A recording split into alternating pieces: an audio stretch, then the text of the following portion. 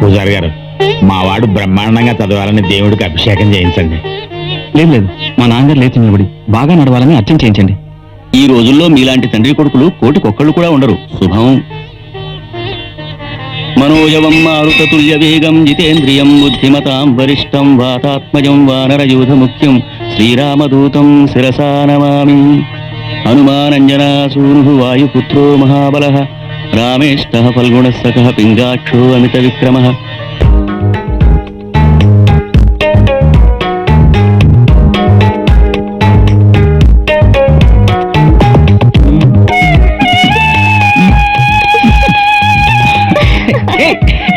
స్నేహ స్నేహ ఆగు.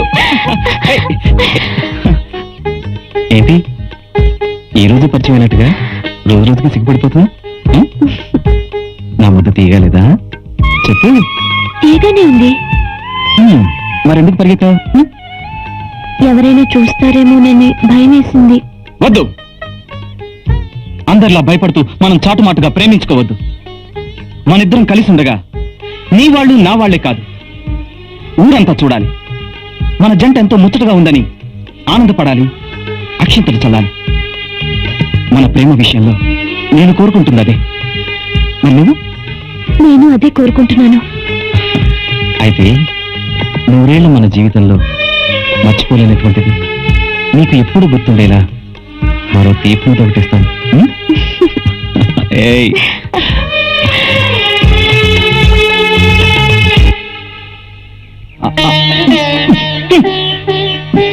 ప్రయాణం అప్పుడు నాకు ఇదేం పనిష్మెంట్ అమ్మా? భోజనం అయితే నువ్వు తినిపించావు, బస్సులో టికెట్ ఎలా తీసుకోవాలి? నాకు మూడో చేయలేదే. నీ పక్కవాడిని తీసిమ్మని చెప్పన్నయ్యా. నీ ఒక్క ముద్ద తినరా. చాలు, బస్సు టైం అయిపోయింది, నేను వెళ్ళేస్తాను. బాబు రే బాబు, నా చేత్తో కూడా ఓ ముద్ద తినరా. నాన్న సరే. ఎరా, అమ్మ ముద్ద బాగుందా నాన్న ముద్ద బాగుందా?